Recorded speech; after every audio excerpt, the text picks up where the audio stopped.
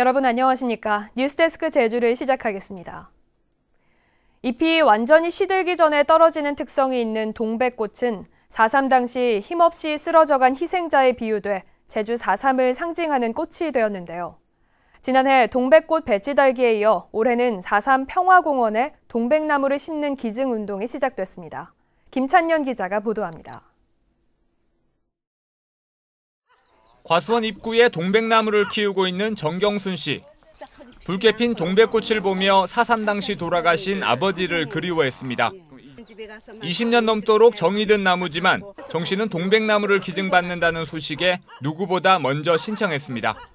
그 공원에다가 뭔가 하나 일조를 하고 싶어서 이는 기회다. 나한테 이는 기회 주어진 게 정말 좋다고 했어요. 정 씨처럼 4.3 평화공원 동백나무 심기에 동참하겠다는 도민은 20일 만에 40명이 넘었습니다. 10년 이상 된 동백나무만 1,200그루가 됩니다. 4.3 평화재단은 현장 실사를 거친 뒤 이식해도 생장에 문제가 없다고 판단되면 다음 달부터 나무를 옮겨 심을 계획입니다.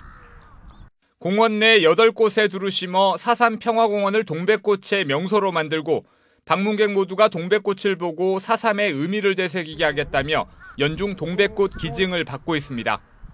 원래 계획은요, 중점적으로 한 500여 그루 정도 계획을 잡고 있고, 그 외 나무들은 이제 저희들이 기증받은 나무들은 일단 집단적으로 모아놓거나 3개년 계획을 해서 진행할 계획입니다.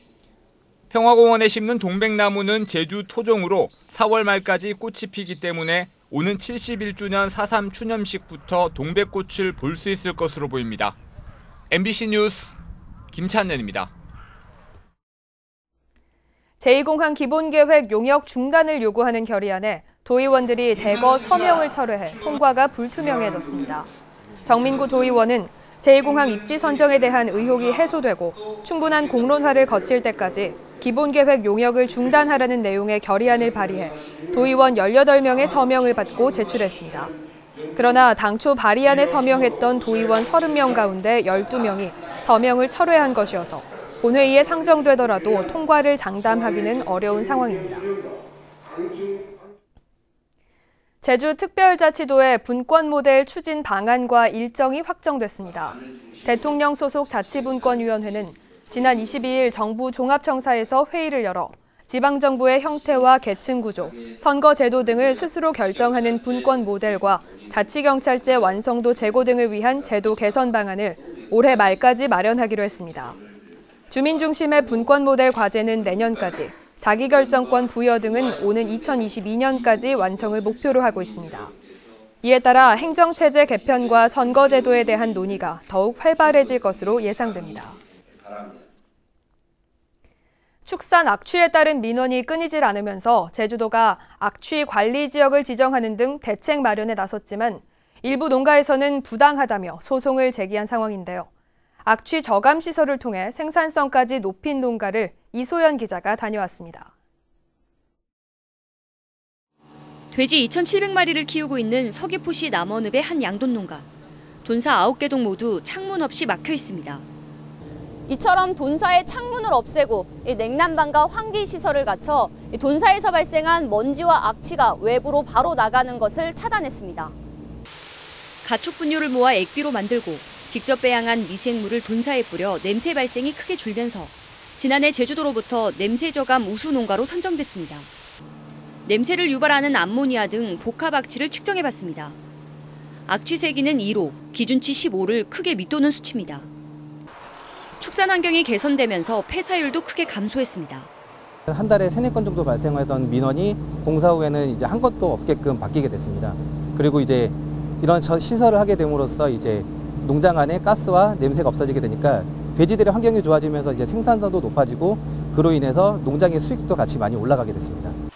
제주도는 축산 악취 문제를 해결하기 위해 재작년부터 악취 발생을 줄인 농가를 모범 농가로 선정하고 악취 저감 시설비 6천만 원을 지원하고 있습니다.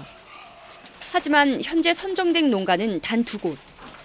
제주도는 냄새 발생을 줄인 양돈 농가 등에 대한 인센티브 사업을 확대할 계획입니다. 축산 악취 개선 사업도 저희가 지자체에서 신청을 적극적으로 저희가 진행을 해서 이런 부분들을 좀 더 광역 단위에서의 어떤 민원을 줄일 수 있는 악취를 개선할 수 있는 이런 사업들을 같이 모색하고 제주도 내 양돈 농가는 모두 278곳. 악취 해결을 위한 체계적인 관리가 강화돼야 할 시점입니다. MBC 뉴스 이소연입니다. 허가를 받지 않은 축사가 무더기로 적발됐습니다. 제주시가 축사 300여 곳을 대상으로 가축 사육 여부와 가축 분뇨 처리 실태 등을 조사한 결과 38곳이 인허가를 받지 않은 것으로 확인됐다고 밝혔습니다. 이 가운데 하천에 인접하거나 가축 분뇨 배출 시설 허가가 불가능한 7곳에 대해서는 철거 또는 이전, 용도 변경 등을 추진하고 나머지 축사도 관련법에 맞게 오는 9월까지 인허가를 받도록 행정 지도할 방침입니다. 제주대학교 의과대학이 11년 만에 부활했습니다. 제주대 의과대학은 지난 1998년 신설됐다 지난 2008년 다양한 전공 출신자들도 지원할 수 있는 의학 전문대학원으로 전환됐지만 특정 진료과를 기피하거나 전공의들이 중도에 포기하는 현상 때문에 의과대학으로 다시 바뀌었습니다.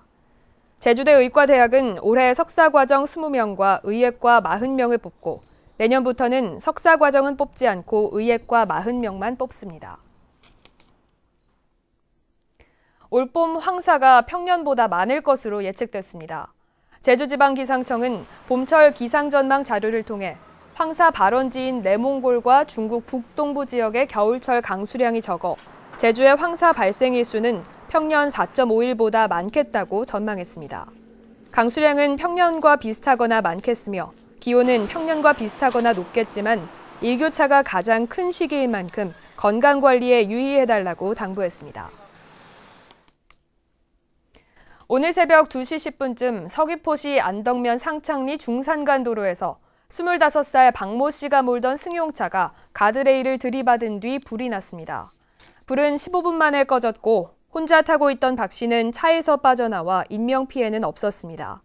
경찰 조사 결과 박 씨의 혈중 알코올 농도는 면허 취소 수준인 0.16%였습니다. 오늘 오후 1시 20분쯤 제주시 한림읍 금릉리 해안가에서 국제보호종 돌고래인 상괭이 한 마리가 죽은 채로 발견됐습니다.